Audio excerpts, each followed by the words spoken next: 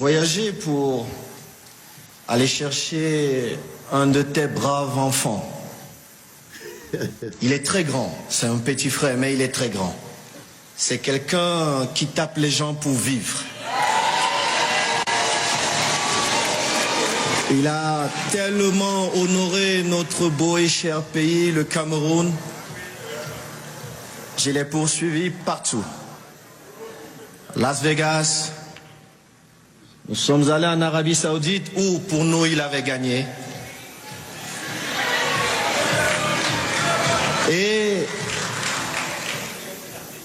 la dernière fois, nous étions au Maroc et j'ai dit à mon jeune frère Francis, il est important que tu viennes et que ta maman te célèbre parce que pour nous, tu es précieux.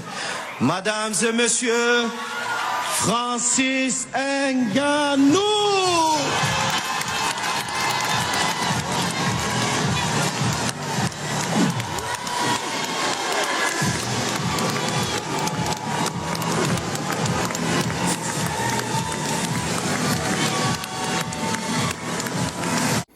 Bonjour les enfants, c'est papa, c'est triste. Mon mur est un asile psychiatrique à ciel ouvert et ma salle d'attente est toujours bondée. Bienvenue à la clinique les enfants. Bienvenue dans le deuxième podcast de la journée. Ça c'est quand vous avez un peuple de petits, un petit pays avec des petites personnes. Quand on a transformé de grandes personnes en de petites personnes. Regardez ce qu'on a fait de Samuel Eto'o. Il ne peut plus dire une seule phrase sans dire maman, sans dire papa, de supplication. Je vous l'ai expliqué, descendez au premier podcast si vous ne l'avez pas vu, que la seule raison qui a amené Chantal Biya, à la cérémonie du Ballon d'Or, c'est parce qu'elle voulait voir Francis Ngannou. Parce qu'elle cherchait sa photo avec Francis Ngannou. Elle avait besoin de brancher le nucléaire. Elle avait besoin de brancher la présidence vieillissante sur le nucléaire. Ils avaient besoin de le piéger. Et Samuel Eto'o, il a piégé Francis Ngannou. Mais Francis Ngannou est encore petit. Il ne sait pas ce que Samuel Eto'o vient de lui faire.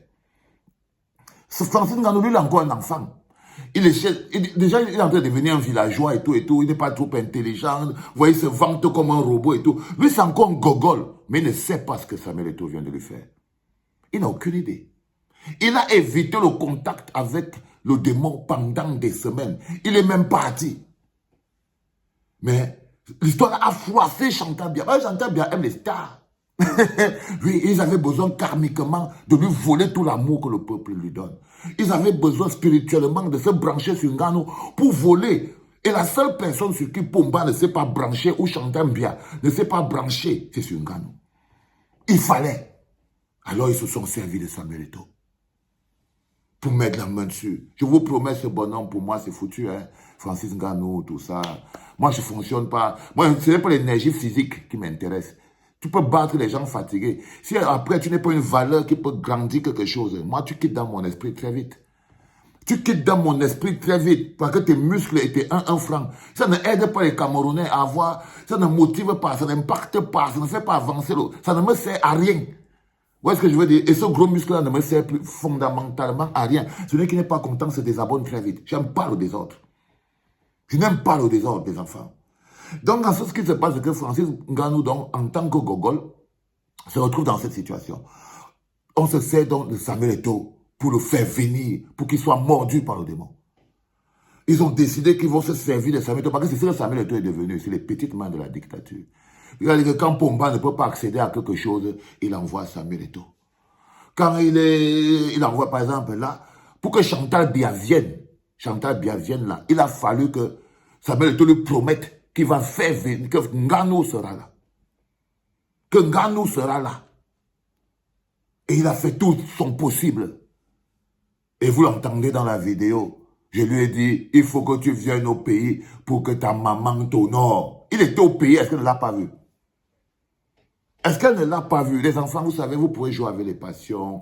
Vous jouez avec... Moi, quand on atteint l'âge de la construction d'un pays, ma responsabilité est tellement grande que je ne peux pas, même avec moi-même, avec mon esprit, je ne peux pas faire de compromis. C'est-à-dire que même moi-même, si je me dérange moi-même, sur la logique de la construction de mon pays, du bonheur de mon peuple, je me sanctionne moi-même de la manière la plus sérieuse possible. Et là, Samuel Eto'o, il a branché Francis Ngannou à la souffrance du peuple. Il a sorti la carte de membre. C'est lui qui allait déposer la carte de membre de Francis Ngannou. Maintenant, Francis Ngannou appartient au cercle officiel des jouisseurs et des Biyamoronais. Ceux qui ne savaient pas, ceux qui se posent encore les questions, non, calmez-vous. À un moment, on s'est battu comme on pouvait pour la voix du côté du peuple. On s'est battu comme on pouvait pour la voix du côté de nos souffrances.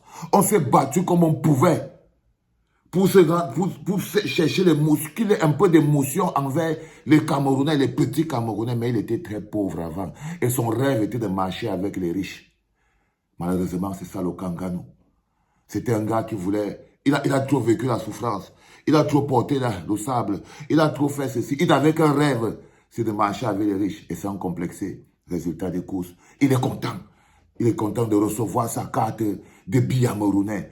Un nouveau membre de la famille très serrée de Pomba. C'est devenu lui, Francis Ngannou. Et c'est dommage. Et la personne qui l'a mis dans cette situation, c'est Samuel Eto'o. La personne qui a organisé tout ce lobbying, c'est Samuel Eto'o. Maintenant, il commençait déjà à devenir un peu arrogant, Francis Ngannou. Je crois que là, il va exploser. Je crois que là, son melon va péter la prochaine fois. Je crois que vous voyez très bien comment ça se passe devant vos yeux. C'est-à-dire qu'on l'a attendu du côté du peuple. On s'est bagarré. Les choses se sont passées. On lui a envoyé les nouvelles. Les enfants ont écrit les chansons pour le soutenir. Il a mis de côté. C'est-à-dire que c'est quelqu'un qui a... C'est le complexe à l'état pur. C'est le complexé à l'état pur. J'ai toujours eu envie de marcher avec les riches. J'ai toujours eu envie de... Ça me rappelle ta tête quand tu as regardé Eminem. Oui. J'ai toujours eu envie de marcher. Maintenant que tu arrives là, l'esprit n'est pas prêt. L'esprit n'est pas prêt. Et comme tous les autres, tu pars te coucher chez les patrons. Tu pars te coucher chez les patrons, Francis Ngannou. Je suis désolé. Vous savez, les enfants, il faut faire très attention quand des gens sont là pour embellir la dictature, pour embellir la souffrance. Parce que les gens comme ces gens qui sont là pour embellir la souffrance. Ils embellissent la souffrance. C'est tout. Ils ne la combattent pas. Ils ne la repoussent pas. Ils ne l'affrontent pas. Il est là pour embellir la souffrance des Camerounais. Pour embellir la misère des Camerounais. Et ça me fait mal. Parce qu'on a mis tellement d'énergie dans ce gars.